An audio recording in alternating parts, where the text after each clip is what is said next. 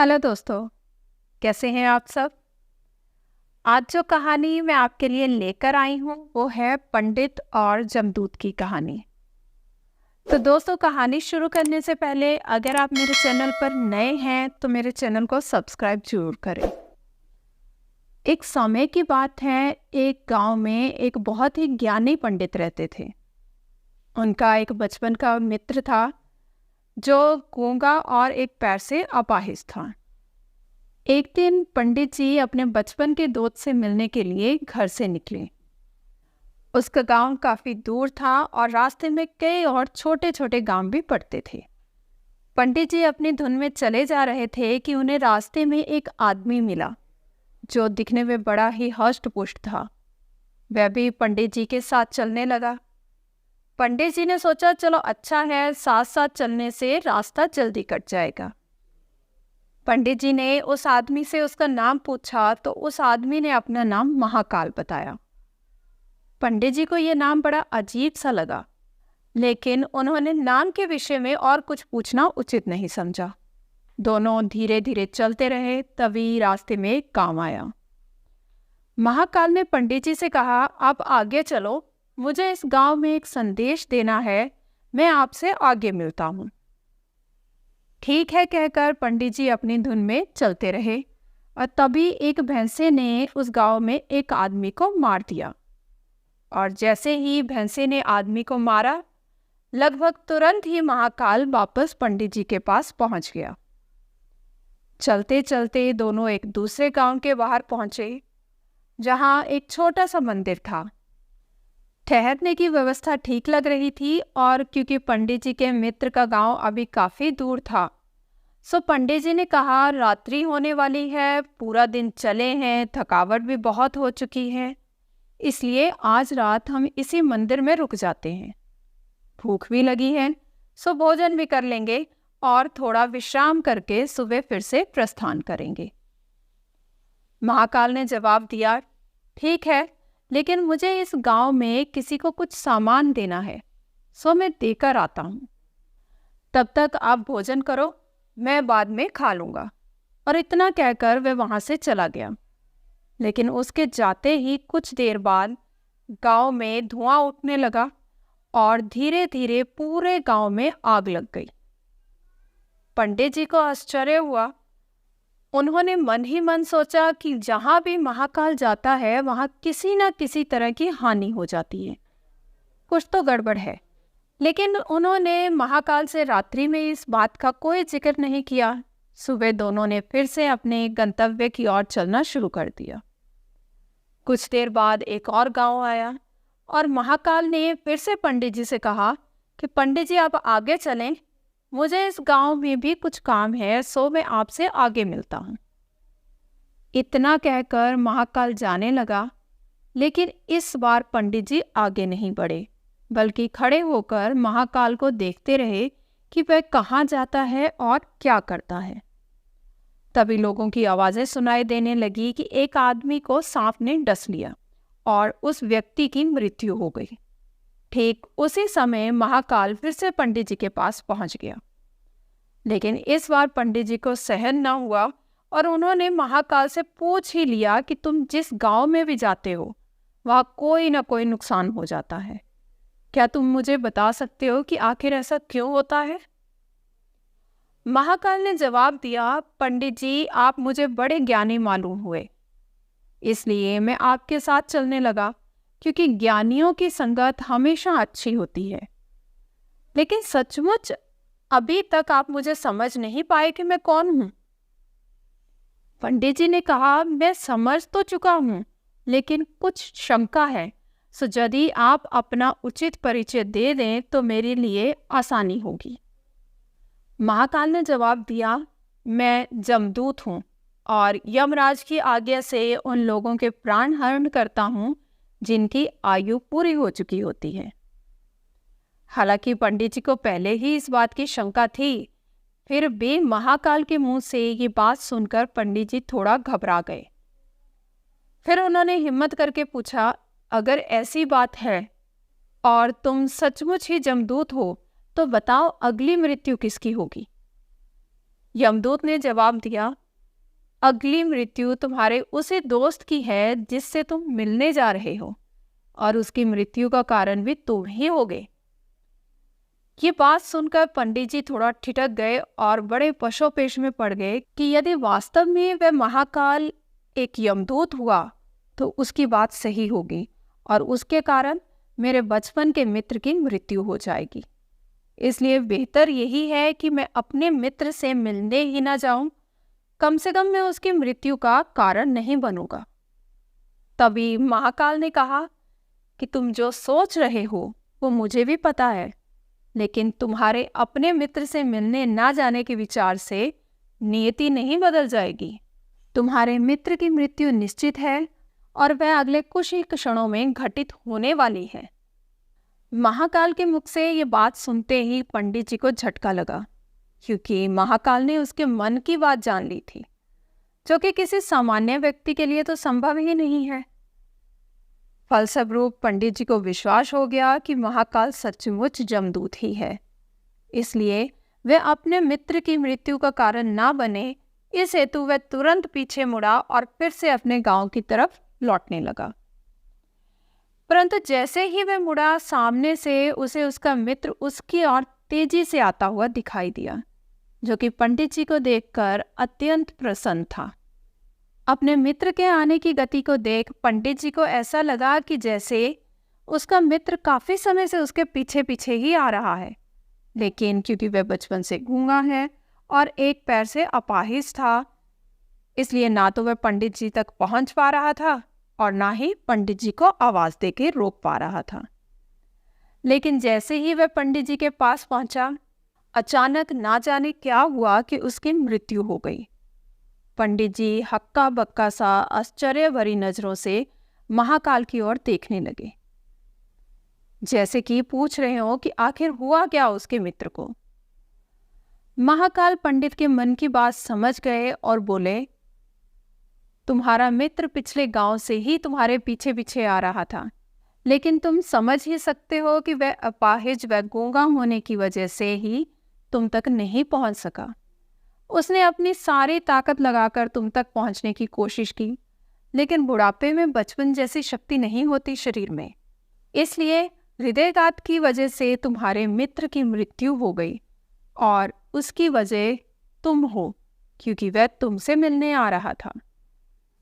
अब पंडित जी को पूरी तरह से विश्वास हो गया कि महाकाल सचमुच ही जमदूत है और जीवों के प्राण हरण करना ही उसका काम है। क्योंकि पंडित जी एक ज्ञानी व्यक्ति थे और जानते थे कि मृत्यु पर किसी का कोई बस नहीं चलता, वह सभी को एक ना एक दिन मरना ही है। इसलिए उन्होंने जल्दी से अपने आप को संभाल लिया, लेकिन सहसा ही उनके मन में अपनी स्वयं की मृत्यु के बारे में जानने की उत्सुकता हुई। इसलिए उन्होंने महाकाल से पूछा, अगर मृत्यु मेरे मित्र की होनी थी, तुम शुरू से ही मेरे साथ क्यों चल रहे थे? महाकाल ने जवाब दिया, मैं तो सभी के साथ चलता हूँ और हर क्षण चलता रहता हूँ। केवल लोग मुझे पहचान नहीं पाते, क्योंकि लोगों के पास अपनी समस्याओं के अलावा किसी और व्यक्ति, वस्तु या घटना के संदर्भ में सोचने या उसे देखने समझने का समय ही नहीं है। पंडित जी ने आगे पूछा, तो क्या तुम बता सकते हो कि मेरी मृत्यु कब और कैसे होगी? महाकाल ने कहा, हालांकि किसी भी सामान्य जीव के लिए ये जानना उपयुक्त नहीं है, क्योंकि कोई भी जीव अपनी मृत्यु के संदर्भ में जानकर परेशान हो जाता है, लेकिन तुम ज्ञानी व्यक्ति हो और अपने मित्र की मृत्यु को जितनी आसानी से तुमने स्वीकार कर लिया, उसे देखकर मुझे ये लगता है कि तुम अपनी मृत्यु के बारे में जानकर भी परेशान नहीं होगे। सो तुम्हारी मृत्यु आज से ठीक 6 महीने बाद आज ही के दिन, लेकिन किसी दूसरे राजा के राज्य में फांसी लगने से होगी। और आश्चर्य की बात तो ये है कि तुम स्वयं खुशी से फांसी को स्वीकार करोगे। इतना कहकर महाकाल जाने लगा, क्योंकि अब उसके पास पंडित जी के साथ चलते रहने का कोई कारण नहीं था। पंडित जी ने अपने मित्र का यथास्थिति जो भी कर्म कांड संभव था किया और फिर से अपने गांव लौट आया। लेकिन कोई व्यक्ति चाहे जितना भी ज्ञानी क्यों ना हो, अपनी मृत्यु के संदर्भ में जानने के बाद कुछ तो व्यथित होता ही है और उसकी मृत्यु से बचने के लिए कुछ ना कुछ तो करता ही है। सो पंडित जी ने भी किया। क्योंकि पंडित जी विद्वान थे, इसलिए उनकी ख्याति उनके राज्य के राजा तक थी। उन्होंने सोचा राजा के पास तो कई ज्ञानी मंत्री होते हैं और वे उनकी इस मृत्यु से संबंधी समस्या का कोई ना कोई समाधान तो निकाल ही देंगे। इसलिए वे पंडित राजा के दरबार में पहुंचे और राजा को सारी बात बताई। राजा ने पंडित जी की समस्या को अपने मंत्रियों के साथ बांटा और उनसे सलाह मांगी। अंत में सभी ने सलाह से यह तय किया कि यदि पंडित जी की ये बात सही है तो जरूर उनकी मृत्यु 6 महीने बाद होगी, लेकिन मृत्यु तब होगी जबकि वे किसी दूसरे राज्य में जाएंगे। यदि वे किसी दूसरे राज्य में जाएं ही ना तो मृत्यु नहीं होगी। ये सलाह राजा को भी उपयुक्त लगी। सो उन्होंने पंडित जी के लिए महल में ही रहने की उपयुक्त व्यवस्था करवा दी। अब राजा की आज्ञा के बिना कोई भी व्यक्ति उन पंडित जी से नहीं मिल सकता था, लेकिन स्वयं पंडित जी कहीं भी आ जा सकते थे ताकि उन्हें ये ना लगे कि वे राजा की कैद में हैं। हालांकि वे स्वयं डर के मारे कहीं आते जाते नहीं थे। धीरे धीरे पंडित जी की मृत्यु का समय नज़दीक आने लगा और आखिर वह दिन आ ही गया जब पंडित जी की मृत्यु होनी थी।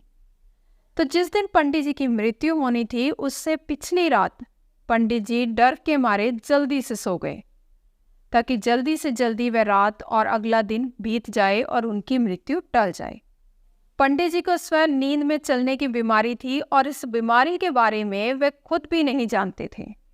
इसलिए राजा या किसी और से भी इस बीमारी का जिक्र करने या किसी चिकित्सक से इस बीमारी का इलाज करवाने का तो प्रश्न ही नहीं था।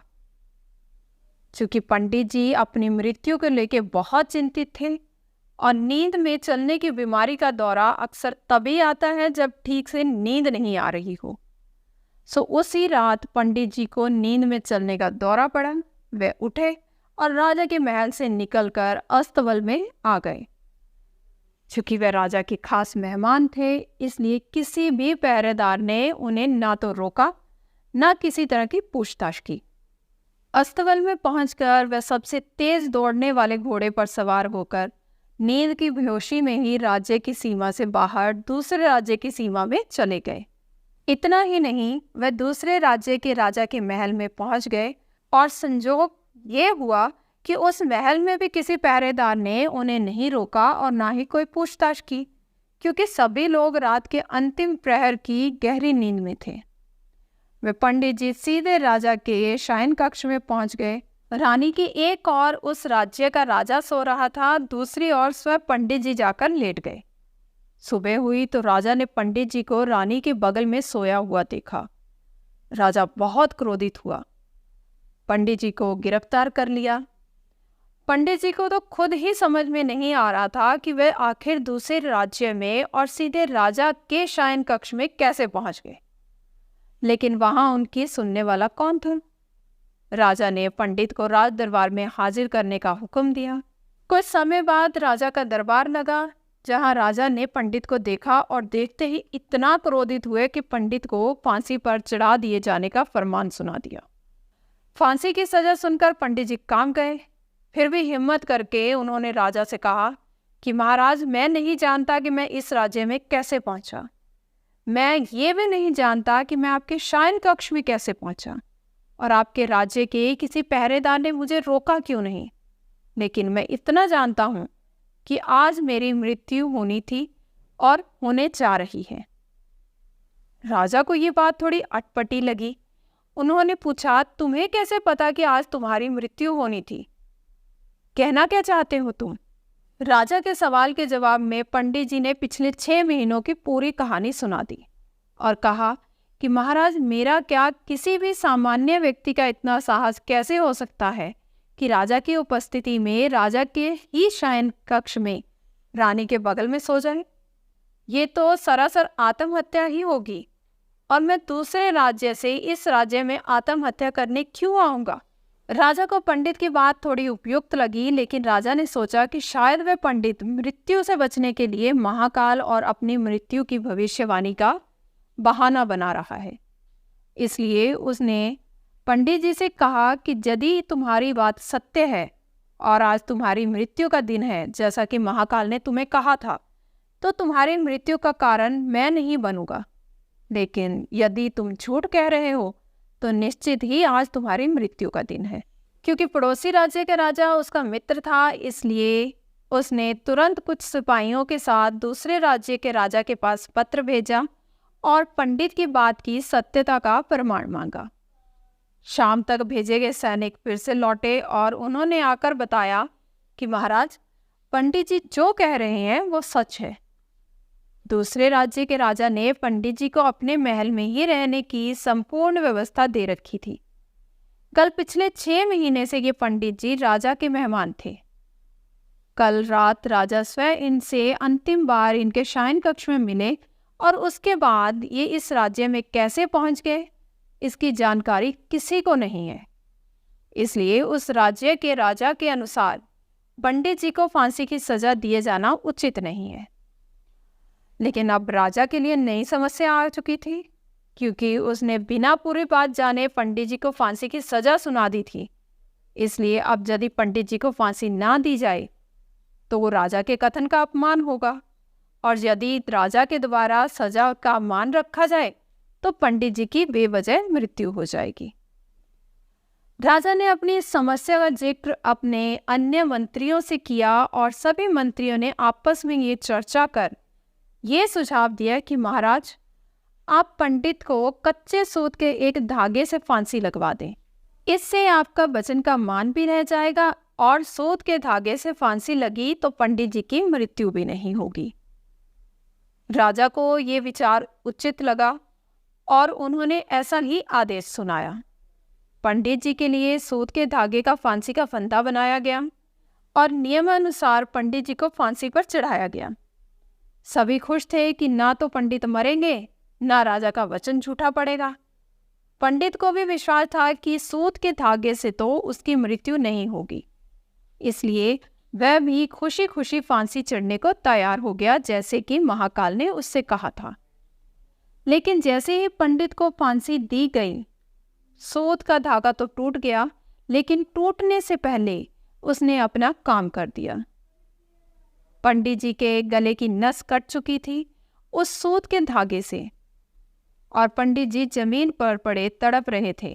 हर धड़कन के साथ उसके गले से खून की फुहार निकल रही थी, और देखते ही देखते कुछ क्षणों में पंडित जी का शरीर पूरी तरह से शांत हो गया। सभी लोग आश्चर्यचकित हक्के बक्के से पंडित को मरते हुए देखते रहे। किसी को विश्वास ही नहीं हो रहा था कि एक कमजोर से सूत के धागे से किसी की मृत्यु हो सकती है। लेकिन घटना तो घट चुकी थी, नियति ने अपना काम कर दिया था। तो दोस्तों, इस कहानी से यही पता लगता है कि जो होना होता है वो होकर ही रहता है। हम चाहे जितनी सावधानियां बरतें या जितने ही उपाय कर लें, लेकिन हर घटना और उस घटना का सारा ताना बाना पहले से निश्चित है, जिसे हम रत्ती भर भी इधर उधर नहीं कर सकते। इसलिए ईश्वर ने हमें भविष्य जानने की क्षमता नहीं दी, ताकि हम अपने जीवन को ज़्यादा बेहतर तरीके से जी सकें। तो दोस्तों, आशा करती हूँ आज की कहानी आपको पसंद आई होगी। कहानी को लाइक करें। धन्यवाद।